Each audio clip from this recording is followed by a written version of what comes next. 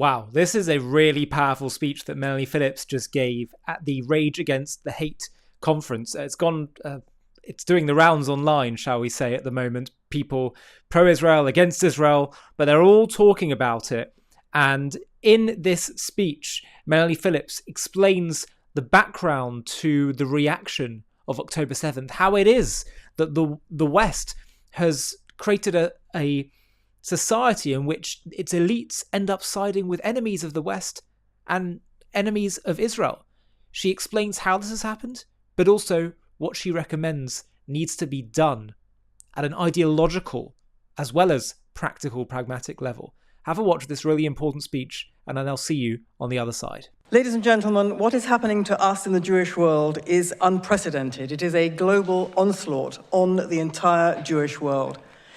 It is an onslaught that was triggered by the October 7 atrocities, triggered by Islamists who believed and still believe that their moment had come because they had breached Israel's security, hitherto thought impregnable even by them. They believed and still believe that the defeat of the Jews presaged the defeat of the Christians. First, Israel would be destroyed, and then the West. And they still believe that. The crowds on the streets of London and other cities who are demonstrating allegedly in favor of Palestine are actually demonstrating their power over the West, that they feel that their moment has come to finally launch, having launched the final onslaught on the West, which will succeed. These demonstrations are delirious, and they were delirious when they started on October the 7th, before the Israelis had stopped even being slaughtered. They were on the streets of London in a delirium. We are going to win this. This is our final battle. And that delirium continues horribly on our streets because there has been no pushback by government and other authorities. We have seen open incitement against Jews on the streets. We have seen and are continuing to see the most brazen anti-Semitism from celebrities and other public figures, which has become normalized. We have seen and are seeing this steady rise of an Islamic political bloc in Britain, and I'm afraid to say also here in America. We're a few years behind Britain, but I'm afraid it's the same thing. We are seeing an alliance, an unholy alliance between the left and the Islamists, an alliance which has turned language and thought in itself inside out to produce an image of demonic Jewish control over the world. It is as if we are living through a posthumous victory of both Stalin and Hitler. Why has this happened? There are many reasons, complicated. Holocaust guilt by the West is part of it.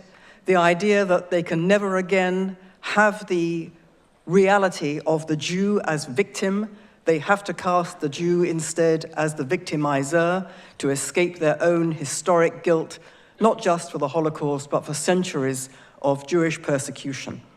We have the rise of identity politics based on the hatred of the Western nation state, the hatred of Western culture itself, which has produced for decades an onslaught by Western intellectual elites on the West's core values. And the onslaught on the West's core values has meant an onslaught on Judaism, because it is Judaism, although Christianity is, of course, the infrastructure upon which the West is based, but Christianity didn't come from nowhere. One could say Christianity was a Jewish sect that got slightly out of hand. The values that everybody in the West holds dear, secular or religious, are fundamentally Jewish values, and we're very shy of saying that. Why is all this happening? Well, I think that the Palestine cause is absolutely central. The Palestine cause, as we all know here, is based on nothing other than the destruction of the Jewish state, but more than that, it is also based on stealing the Jews' own history in the land from them. But the Palestine cause has become the cause of causes in the West, which of course is in the business of destroying its own core values which come from Judaism. No coincidence. In my view, the Palestine cause is a form of holy war Islamic holy war, and it is a Trojan horse for the Islamization of the West. By adopting the language and the moral inversion of the Palestine cause, the West has bought into the agenda for its own destruction at the hands of Islam. This is a death wish by the West. And if you have a death wish, you cannot fight a death cult, which is what the West is facing in the forces of Islam. It cannot fight it because it no longer knows what it is. The West no longer has the will to defend itself because it no longer knows what that means. And insofar as it ever knew what it means, it has tried to destroy it by telling itself that the West is to be hated. This has created a vacuum into which has marched the Islamists to conquer the West because the West is paralyzed. So what can we do to fight back? We can do a lot to fight back, and we're not doing it. We can do a lot to fight back with a very different strategy. But unfortunately, the Jewish world has never even had a coherent strategy. Until now, the responses of the Jewish world to this, unlike, for example, Shurat Hadin, which I think is almost unique in its proactive, aggressive attempt to fight back to this. In other respects, the Jewish world's responses have been scattergun, not just ineffective, but strategically misguided. For decades, the Jewish world has allowed our enemies to frame the narrative. Our enemies have been able to hijack the language and weaponize the West's post-truth, post-moral culture to push their agenda that Israel and the Jews are on the wrong side of just about everything that is good and right and true. The world has been made to believe that peace and justice in the Middle East hinge on the Palestinians getting a state of their own. Justice for the Palestinians has been deemed to be the issue that drives all before it. By apparently denying that happy outcome, the state of Israel has come to be perceived as the enemy of humanity itself. This is the big lie that we are all up against. But the Jewish world has never identified this big lie as such and has never fought it. It has never told the world the truth. There is no such thing as Palestine. There is no such thing as the Palestinian people. The Jewish world has never told the rest of the world that the indigenous people of the land of so-called Palestine are the Jews, that the Jews are the only people who have any entitlement to any of this land, an entitlement based in law, in history and morality, and they are the only people who have an entitlement to all of it. The Jewish world has never said that. Instead, the Jewish world has gone along with the big lie, appeasing it, shaving off its most dangerous edges, but with too many Jews in the diaspora themselves falling for at least part of this lie. But now, ironically, because of this terrible war and this terrible catastrophe that happened to us on October 7, 2023, there is now an opportunity to seize back control of this narrative and reframe it in the interests of both Israel and the truth. Because of October the 7th and these past 2 terrible years, Israel and the Jewish people, I think, have profoundly changed. Israel will never be the same again. The Jewish world will never be the same again. The trauma in Israel will last forever. It has changed the Jewish people in Israel forever. The grief is off the scale. The trauma is off the scale. But out of this terrible thing has come something truly wonderful. It has produced a sense of unity as a nation. We can all see that Israel has fought in the way that it has done because it knows what it is. It is connected to its past. What we have seen is an expression of the indomitable spirit of the Jewish nation. What has been so stirring to me, and I'm possibly to all of you, is what I would consider to be a revival of an ancient, all but buried collective memory. I have been immensely moved above all by the sight of those young soldiers praying with their commanders on the eve of going into the battle in which some of them will lose their lives. I have been immensely moved and amazed by the immense demand fueling now the Israeli economy for the production of tzitzit. Who would have believed all these soldiers, most of whom are secular, have gone into battle wearing tzitzit. These are non-religious soldiers. They are wearing the tzitzit under their armor. They are wearing their collective identity as Jews next to their heart when they go to fight for their people. Because they're not just fighting for their country against an enemy that wishes to eradicate it. That is, of course, true. They are also fighting, in their own words, to defend something else, to defend the sacred history of their people. They are fighting in the honor of the sacred memory of all those ancestors going back into antiquity who kept the Jewish people alive. And now there is a spirit abroad in Israel, which people have not seen before, a spirit among younger people. They will not be diverted from defeating the enemy. It is no longer enough simply to what was called mowing the lawn, to keep the enemy down on the basis that they're always going to be there and we're always going to fight them. No, enough. We will now fight to defeat the enemy because we know that only defeating the enemy is what we should be doing. And there's been a realization that this idea of mowing the lawn, this idea of not going too far, this idea of doing what the world expects us to do, that is galut mentality, that is diaspora mentality, that is trying to please and appease the world, but the world we now understand from what we've been living through and are still living through. The world cannot be appeased, it has to be fought. It has been described, and I think most wonderfully, as a move from Talmud to Tanakh, by which I mean this. The Talmud, that collection of rabbinical ordinances which justifiably can be said to have kept the Jewish people alive since their exile from the land of Israel, is very much a diaspora mentality. It is a mentality which looks inward, which says we are up against a world which hates us, we have to protect ourselves. The Tanakh is full of stories of the Jewish people of antiquity fighting real battles, killing real people in defense of their nation and their people and their faith. And that is what has to be done. And I see that what we are seeing now in this war that has been fought is the resurrection of the Tanakh Jew, the return of the heroic Davidic warrior. Strength, not weakness.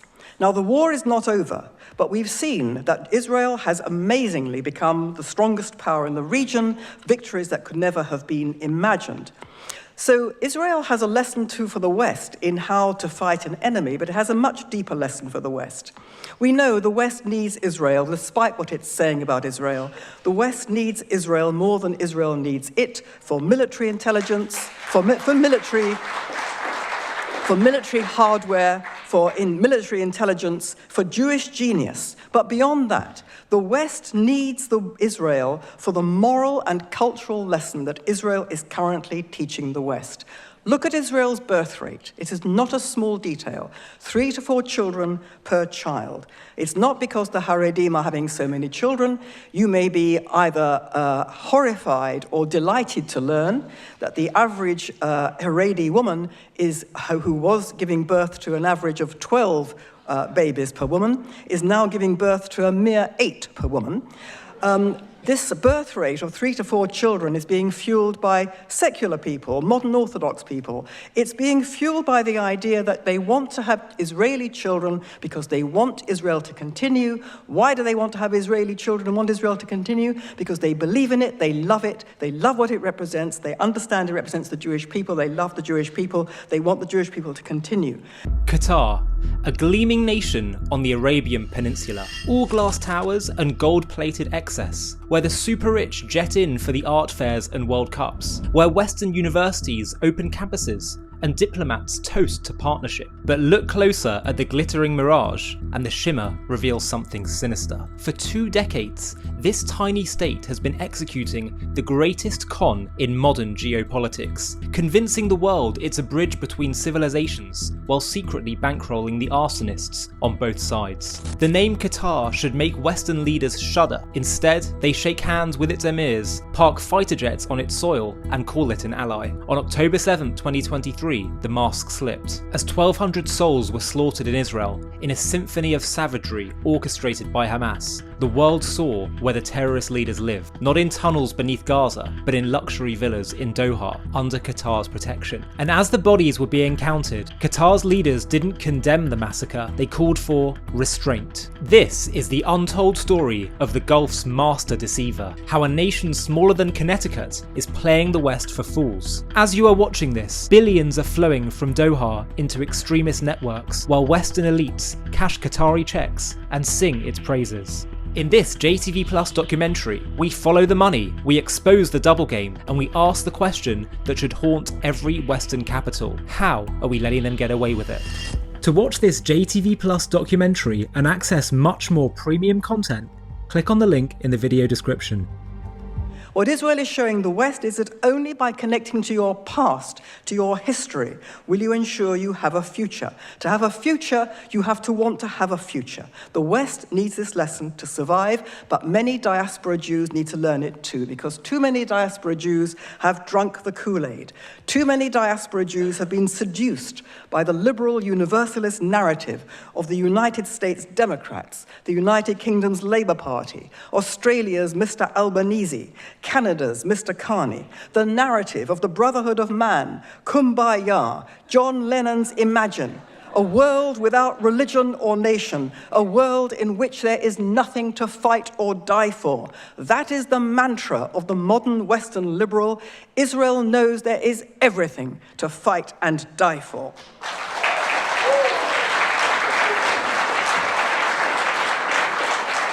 Israel is teaching the West that Israel is a nation whose identity is rooted in a history based on the faith of a people in the land.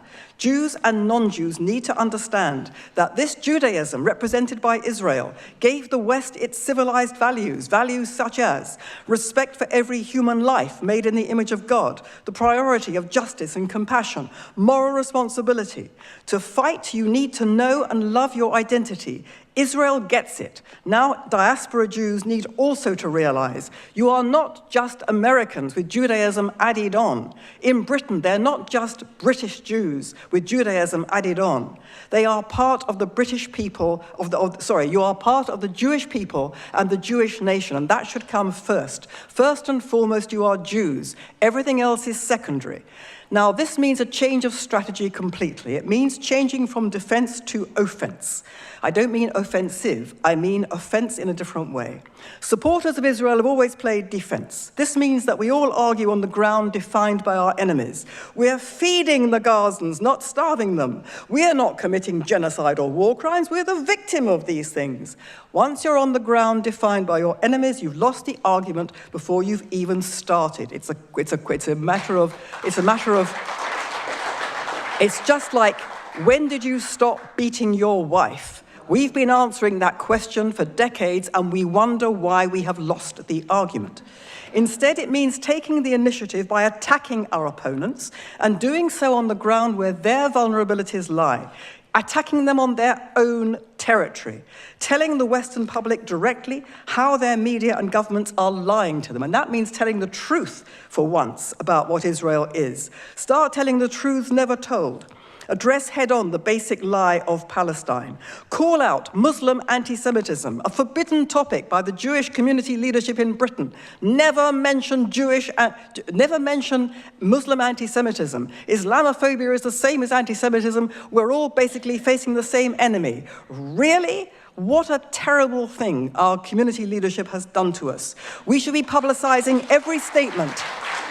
We should be publicizing every single statement that the Palestinian Authority is channeling Nazi tropes of Jew hatred. And above all, we should start, for once, properly promoting the love of Judaism, the love of Israel, and the love of Jewish people among our Jewish young. I don't know what they're teaching them in the Jewish schools, but they're not teaching them what they need to know to fight this properly. The West is beginning to wake up horribly late to the threat of Islamization in its midst. America, where this process is not as far as advanced as it is in Britain, but it is nevertheless making steady inroads, needs to do much more than it has done. In conclusion, Israel is not just holding the line for the West, militarily speaking, in the Middle East. It is battling the very same Islamist forces that are now achieving critical mass in the West and increasingly threaten its identity and way of life. Israel is not the problem. Israel is the West's solution. That is the message that the Jewish world should be pushing at every opportunity to reframe the narrative, telling the West that Israel defeats its enemies because it has a will to live. That is because it knows what it is, it loves what it is. By contrast, the West has told itself it hates what it is, it no longer even knows what it is. This is a recipe for cultural suicide. The West is unable to confront the Islamist death cult because it has a death wish itself. Israel is telling the West, you should choose life, and this is how you do it. In my view, this is an absolutely seismic point in Jewish history. This is the Jewish moment. We must rise to it. I'm Yisrael Chai. Well, it's a really powerful speech with, I think, some really excellent analysis from Melanie. One area in which I would offer maybe a bit more nuance is that she says the West needs to rediscover the ideas of Judaism that it's built upon. And yes, there's many elements that we welcome and support that the West was built upon that are Jewish. However, we must remember that it is a Judeo-Christian culture. And there are some elements of Christianity, which obviously there's huge overlap with Judaism because we share a good chunk of the similar holy text. But there are elements in which Christianity could, with certain readings, lend itself to hostility towards Israel. Now, by the way, I know there's a great amount of our viewers who are Christian who are deeply supportive of Israel and the Jewish people. But you all know all too well that sadly there's a very dark history of segments of Christian denominations who have turned against Israel, and that's partly because of the replacement theology. This idea that the Jews are no longer God's chosen people, that God has somehow managed to do away with his everlasting covenant.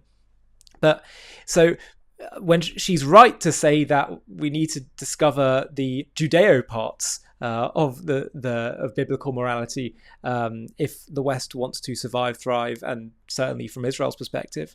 But we also have to recognize, I think, that there are some parts of Western society, Western roots, that, unless we deal with them, also lend themselves towards hostility to Israel.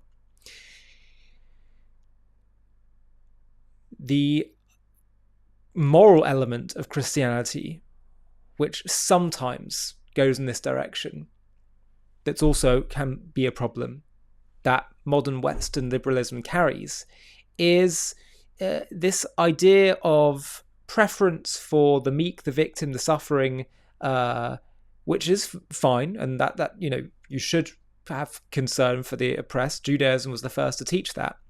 But sometimes it can glorify restraint or self-sacrifice at a level that's suicidal, that's not good. That says, no, well, ultimately, you just have to, as long as your soul is fine in the next world, just turn the other cheek. Judaism would say, listen, if you can just be the bigger man and it doesn't cause you any hurt or harm, or your family any hurt or harm, to turn the other cheek, fine, be the bigger man. But if it's going to affect you, if they're going to try and kill you, if they're going to do terrible things to you, you have a duty to stand up, because we're not trying to get to heaven, we're trying to bring heaven down to earth. And that sometimes means, well, it actually by definition means fighting evil. And if people think, oh, well, I just prefer peace, I'm a pacifist. I would even say to the pacifists, do you believe in fixing the world? If they say yes, if they believe in defeating evil and bringing more good to the world, then you believe in war. That is what war is. We would hope that it often doesn't descend to a military physical fighting level, but sometimes it has to, when the enemy is seeking military physical fight. And so that is why I think sometimes Western societies can lend themselves towards hostility to Israel, because they themselves haven't got their heads screwed on when it comes to war morality. So that's the first key point that I wanted to make. that I think we need to just have clarity on, so we can explain that clearly and provide that morality to the Western world, who I think sometimes get a bit confused about this, and that's why they end up becoming critical of Israel and losing their moral clarity about the conflict. But there's one other element as well that's really important. Melanie said earlier in the speech that part of the problem is that the anti-Israel side have convinced the world that the Jews are thieves, that the Jews are somehow the reason why they're there in the land is because they stole the land from the Palestinians and they displaced them, and they really don't have a right to be there. And this all goes back to that original sin of what happened in 1948. It's so flawed on so many levels. One of the key things I mentioned is that, so if this is just about Palestinian resistance, why were there pogroms and murders and massacres against the Jews living in the land of Israel in the 1920s or the 1830s? Explain that one to me. What were they resisting then? There was no Zionism then, no state of Israel then. So it's obviously nonsense, but at a deeper level, it's a spiritual fight. And for all our arguments of, well, we got this land legally and we have a historical connection, all those things, yeah, they're fine. But our winning argument, the argument that ultimately the world is waiting for, is actually the same argument that we will hear the Muslims say in their heart of hearts. They believe that it's their land, the Islamists, because they think that the Jews are no longer God's chosen people, that Islam, any territory that was once under Islam should always be under Islam, that Islam has to dominate the world. And they think it's their religious duty to do it. And we should look at this land the same way, because ultimately our slam dunk claim to this land is because God gave it to us. And I find it really interesting that Jews in the days and weeks leading up to October 7th, it was leading up to the High Holy Days, and then October 7th occurred during our festivals of our holy festivals. It was Simchat Torah, which is sort of the end stage of all the High Holy Day celebrations. And that's when October 7th happened. And we were reading in the build up to that every day in synagogue, chapter 27 of Psalms, Tehillim in Hebrew. The Lord is my light and my salvation. Whom shall I fear? When evildoers draw near to me to devour my flesh, my adversaries and my enemies against me, they will stumble and fall. If a camp encamps against me, my heart shall not fear. If war would rise up against me, in this I trust. One thing I ask of the Lord, that I seek, that I may dwell in the house of the Lord all the days of my life.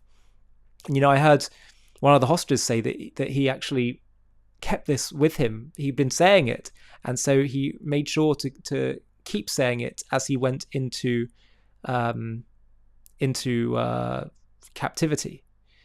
It's amazing. It even talks about God's sukkah, his Sukkot of protection, and we were, of course, celebrating Sukkot at the time.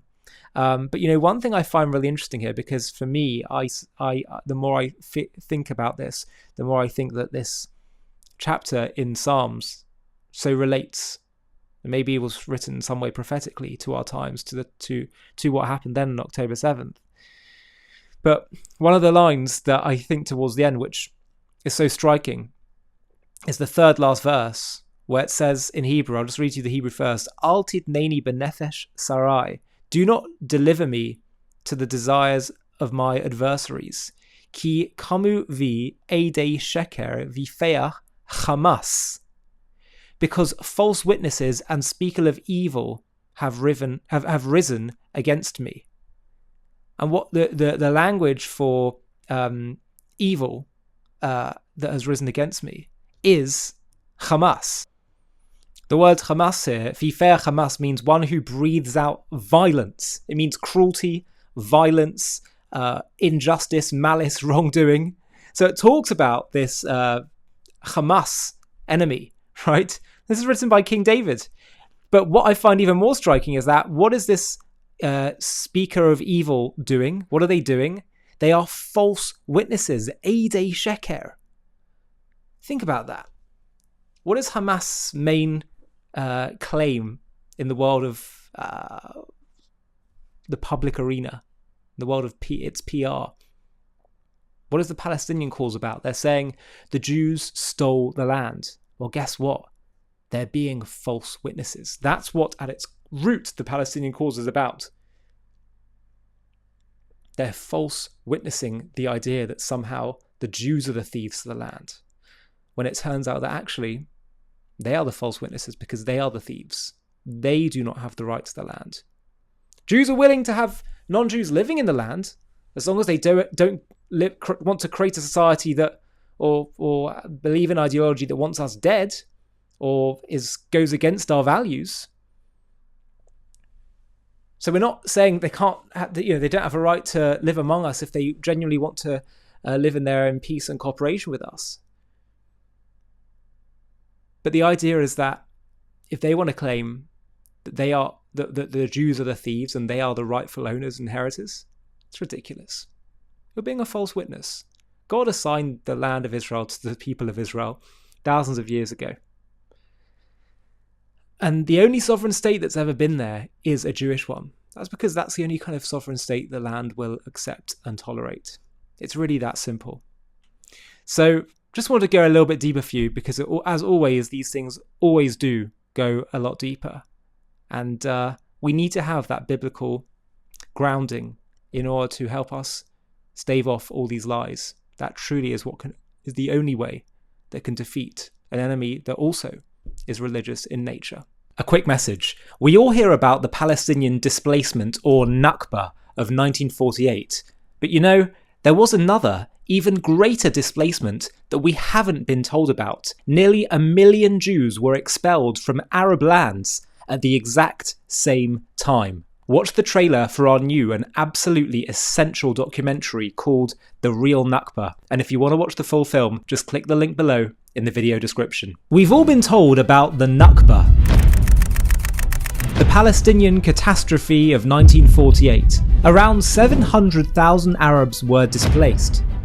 But here's what you're rarely told. That displacement didn't come from some Jewish plan for genocide. It wasn't Israel's goal. It wasn't Israel's desire. It happened because Arab leaders launched a war of annihilation. They tried to wipe out the newborn Jewish state, vowing to drive the Jews into the sea. And in the chaos of that war, people fled. Many because their leaders told them to, promising they'd return after victory. But the term Nakba was originally used to describe the fact that the Arabs lost the war, not the displacement. Now the term describes the displacement of war used as a political weapon against Israel. But there was another Nakba you haven't been told about. A catastrophe rooted not in the fog of war, but in the clear, deliberate desire for persecution and genocide. It happened at the very same time, and it led to even more displacement. Yet most of the world has never heard of it. Over 850,000 Jews, more than the number of displaced Arabs, were driven from their homes across the Arab world. Communities that had thrived for millennia were uprooted overnight. Families stripped of citizenship, of property, of dignity, assaulted, expelled, forced to flee with nothing but their faith. Why? Because they were Jews.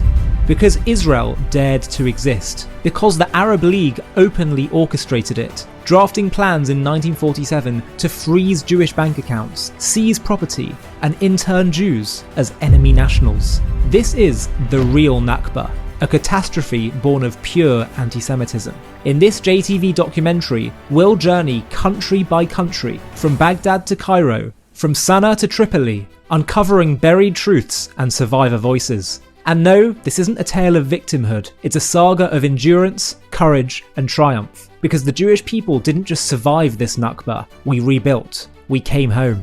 In Israel, our phoenix soared from the ashes. So buckle up and let's dive in. To watch this JTV Plus documentary and access much more premium content, click on the link in the video description.